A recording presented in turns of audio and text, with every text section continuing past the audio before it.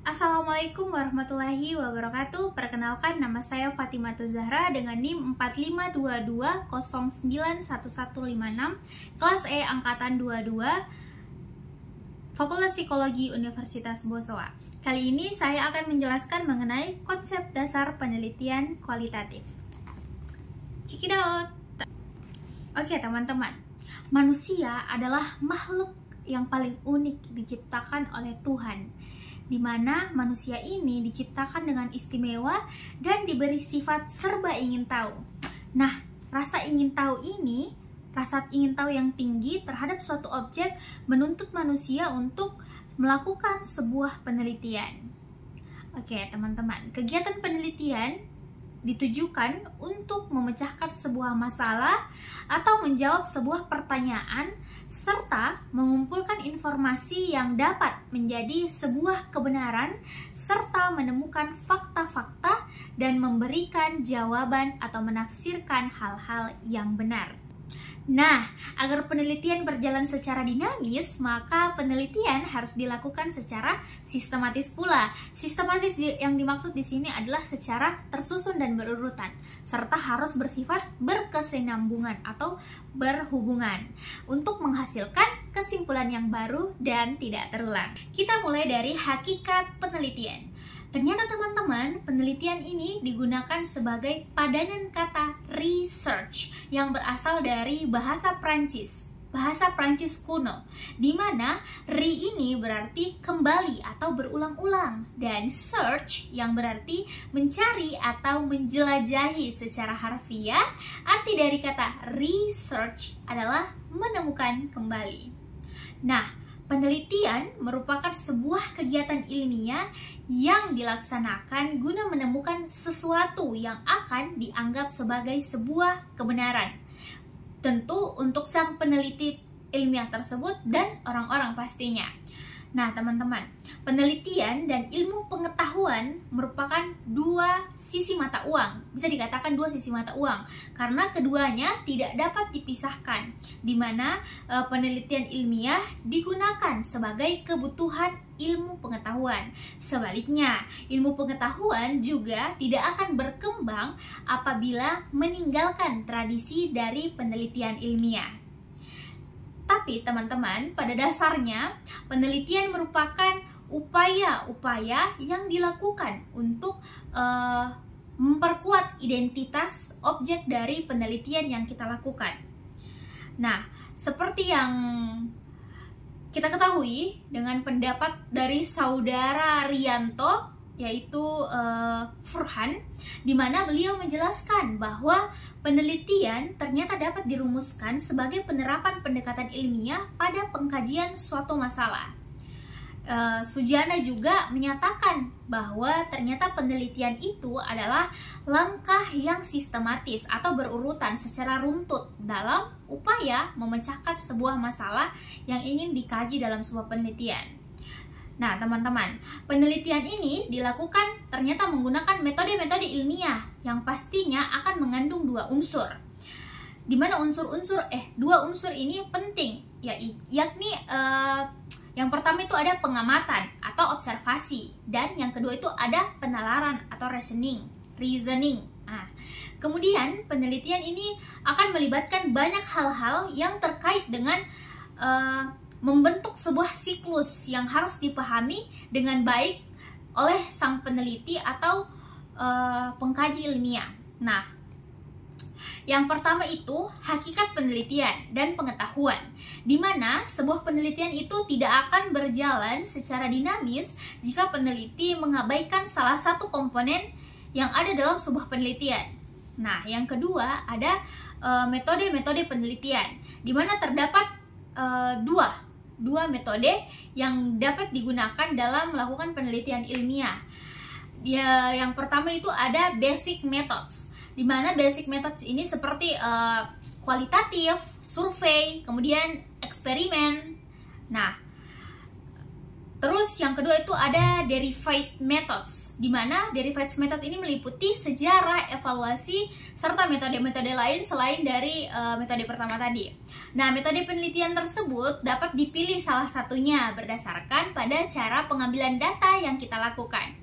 Kemudian yang ketiga ada keterampilan dan alat penelitian, di mana terdiri atas menemukan masalah, kajian pustaka, sampel, analisis konseptual, kemudian statistik, serta yang terakhir ada pengukuran. Masuk pada fungsi penelitian. Nah, secara umum ternyata fungsi penelitian ini dapat dikatakan sebagai untuk mencari penjelasan dan jawaban terhadap masalah atau permasalahan yang ada. Oleh karena itu diperlukan metodologi penelitian, di mana metodologi penelitian ini adalah seperangkat pengetahuan tentang langkah-langkah sistematis atau berurutan secara runtut dan logis tentang pencarian data yang berkenaan dengan masalah yang sedang diolah atau dianalisis, yang dimana nantinya akan diambil sebuah kesimpulan dan selanjutnya akan dicarikan pemecahan dari masalah tersebut. Namun teman-teman, secara garis besar penelitian ini berfungsi sebagai terbagi menjadi beberapa bagian. Yang pertama itu sebagai media untuk perkembangan ilmu pengetahuan, atau disebut juga sebagai fungsi development, di mana sebuah penelitian ini dilakukan agar dapat ditemukan sesuatu yang baru ataupun menyempurnakan pengetahuan yang telah ada sebelumnya. Kemudian juga penelitian ini berfungsi untuk mengungkap teori yang didukung oleh fakta-fakta yang telah ada, sehingga akan sampai pada sebuah hasil yang dapat diterapkan di kehidupan sehari-hari. Kemudian yang kedua, ada fungsi penjajakan, di mana fungsi ini disebut juga sebagai eksploratif, di mana penelitian ini berfungsi untuk menemukan sesuatu yang belum ada sebelumnya.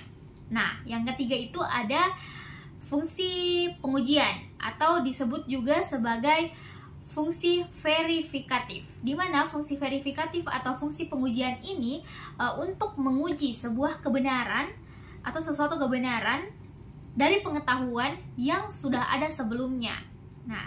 Nah, kemudian yang terakhir atau yang keempat itu ada berfungsi untuk membantu manusia meningkatkan kemampuan dalam menginterpretasikan fenomena-fenomena yang terjadi di alam masyarakatnya sendiri dan sekitarnya, yang pastinya bersifat kompleks dan saling berkaitan satu sama lain.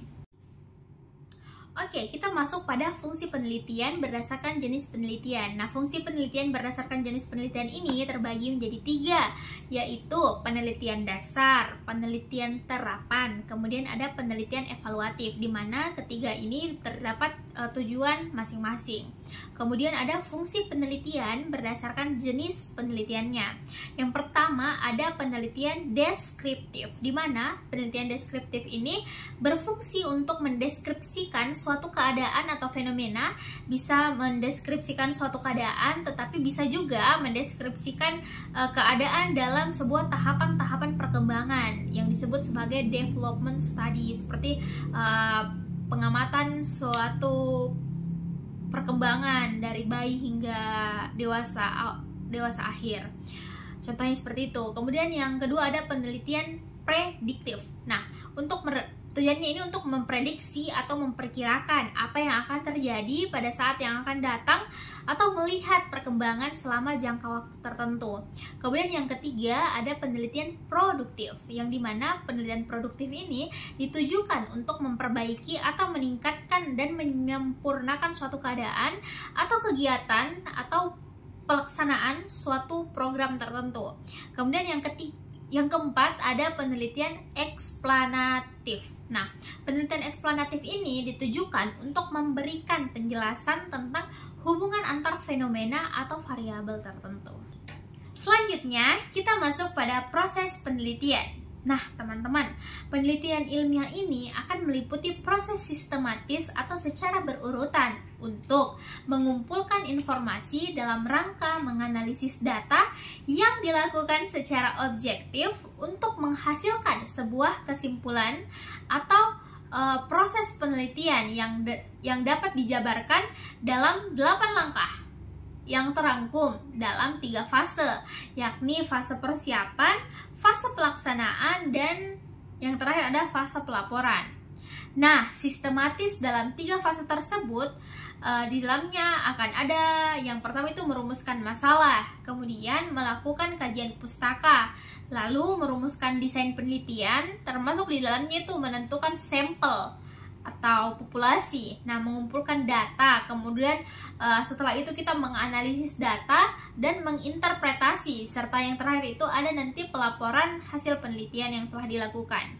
Tapi teman-teman, dalam 8 langkah tadi dan 3 fase diperlebar lagi menjadi 10 tahapan, di mana dalam proses penelitian didasarkan pada pendapat Russell Bernard.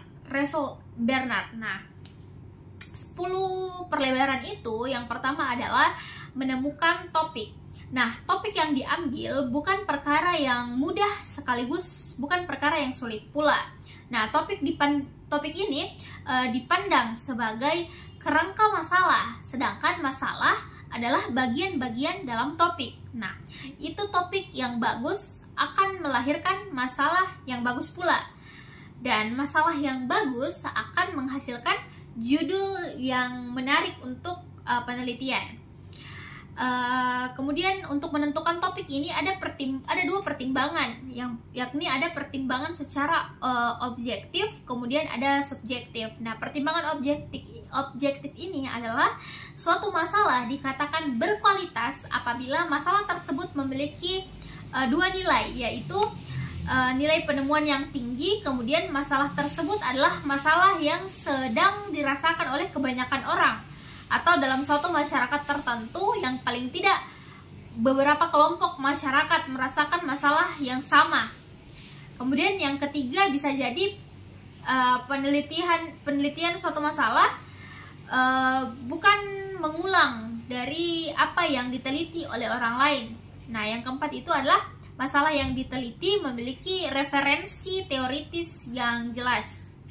Nah, yang selanjutnya itu ada pertimbangan secara subjektifnya. Nah, pertimbangan subjektifnya ini adalah pertimbangan berupa kredibilitas calon peneliti terhadap masalah yang akan diteliti nanti, di mana peneliti harus mempertanyakan apakah masalah tersebut benar-benar sesuai dengan minat peneliti atau tidak. Kemudian keahlian dan disiplin ilmu peneliti harus sesuai dengan masalah yang akan diambil, atau peneliti memiliki kemampuan teoritis terhadap masalah yang akan ditelitinya nanti. Terus apakah peneliti cukup banyak yang hasil-hasil penelitian sebelumnya yang berkaitan dengan masalah yang akan diteliti lagi. Nah, apakah terus yang harus dipertanyakan juga, apakah peneliti memiliki cukup waktu apabila melakukan penelitian tersebut. Terus perlu juga mempertanyakan mengenai biaya penelitian, apakah biayanya itu ditanggung atau tidak. Serta yang terakhir, apa alasan politik dan situasional masyarakat akan menyambut baik masyarakat tersebut, penelitian tersebut atau tidak. Nah, setelah penentuan topik, selanjutnya itu ada pengkajian pustaka. Nah, penyusunan penelitian dibutuhkan sumber-sumber pengetahuan yang sesuai dengan bidang yang akan ditelitinya. Oleh karena itu, dalam penelitian harus melakukan kajian pustaka, di mana sesuai dengan bidang yang akan diteliti. Kajian pustaka ini salah satu proses yang harus dilewati oleh seorang peneliti dalam menyiapkan penelitiannya. Sumber-sumber dari kajian pustaka itu untuk membuat sebuah proposal penelitian yang pastinya dianggap kuat dan terpercaya. Karena apabila kajian pustaka yang dilakukan itu bersumber dari tulisan yang sudah direview. Kemudian yang ketiga ada setelah topik dan itu. Kemudian yang ketiga ada merumuskan masalah penelitian. Setelah merumuskan masalah penelitian, akan mempersempit pertanyaan yang diajukan berawal dari adanya ketidaknormalan yang terjadi pada sesuatu tertentu. Nah, menurut Bernard, setidaknya ada 5 pertanyaan yang perlu dipertimbangkan ketika kita akan merumuskan sebuah rumusan masalah dalam sebuah penelitian tentunya. Yang pertama itu, apakah topik yang dipilih ini menarik atau merupakan sebuah masalah yang bisa diterima oleh sumber daya yang memadai. Kemudian, akankah pertanyaan penelitian yang ingin digunakan mengarah pada masalah etika? Dan yang terakhir itu, apakah penelitian ini bersifat teoritis atau praktis? Selanjutnya ada yang keempat, yaitu merumuskan desain penelitian. Nah, setelah tahap-tahap sebelumnya, kemudian kita melakukan perumusan desain penelitian. Nah, desain penelitian atau rancangan penelitian ini merupakan suatu rancangan yang dapat dilakukan penelitian untuk memperoleh jawaban terhadap pertanyaan penelitian. Pengertian desain penelitian dalam arti luas mencakup berbagai hal yang dilakukan peneliti, mulai dari caranya mengumpulkan data, kemudian setelah itu menganalisis data, kemudian ada cara yang menganalisis data. Nah, dalam garis besarnya, desain penelitian ini memiliki 2 fungsi atau kegunaan, yaitu sebagai sarana bagi peneliti untuk memperoleh jawaban terhadap pertanyaan penelitian, kemudian sebagai alat bagi peneliti untuk mengendalikan atau mengontrol variabel yang berpengaruh dalam sebuah penelitian yang telah dipilih. Nah, selanjutnya yang kelima ada menyusun instrumen penelitian. Nah, instrumen ini memegang peran yang sangat penting dalam menentukan mutu suatu penelitian, karena validitas atau keahlian data yang diperoleh akan sangat ditentukan oleh kualitas instrumen yang digunakan. Nah, instrumen penelitian ini adalah hal yang digunakan untuk mengumpulkan data. Nah, fun fact-nya teman-teman, penelitian yang baik itu adalah penelitian yang datanya itu diambil dari sisi kualitatif dan kuantitatifnya. Kemudian yang keenam ada menentukan populasi dan sampel. Nah, seorang peneliti itu harus memahami konsep dari populasi itu sendiri dan sampel, karena antara populasi itu dan sampel itu berbeda. Dalam menentukan sampel, penelitian akan berakibat tidak tepatnya data yang dikumpulkan. Kalau salah sehingga hasil penelitian pun tidak memiliki kualitas yang baik. Nah, selanjutnya perbedaannya populasi sama sampel, teman-teman. Kalau populasi itu secara sederhana diartikan sebagai keseluruhan data yang akan diteliti. Populasi itu merupakan semua anggota kelompok, orang, atau kejadian atau objek yang telah dirumuskan secara jelas dan berhubungan dengan data yang akan diambil, bukan manusianya. Sedangkan sampel itu adalah bagian dari populasi yang dipilih untuk mewakili populasi, begitu.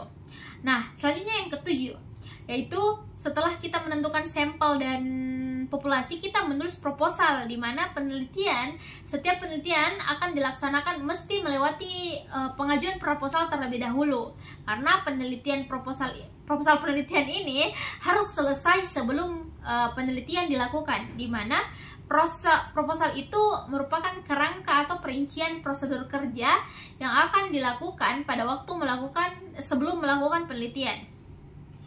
Selanjutnya yang ke-8, yaitu mengumpulkan data. Nah, data dikumpulkan merupakan salah satu tahapan yang sangat penting dalam kegiatan penelitian yang dilakukan, karena tujuan utama dari penelitian itu ya mendapatkan data. Nah, teknik pengumpulan data yang benar akan menghasilkan data yang memiliki kredibilitas yang tinggi pula. Selanjutnya kita masuk yang ke-9. Nah, yang ke-9 ini yaitu menganalisis dan menyajikan data. Laporan penelitian mencakup pendahuluan, kajian pustaka, kemudian ada metode penelitian, hasil, dan pembahasan dasar, serta yang terakhir itu kesimpulan. dari penelitiannya. Baiklah, itu tadi video penjelasan dari saya mengenai konsep dasar penelitian kualitatif. Semoga bermanfaat. Assalamualaikum warahmatullahi wabarakatuh.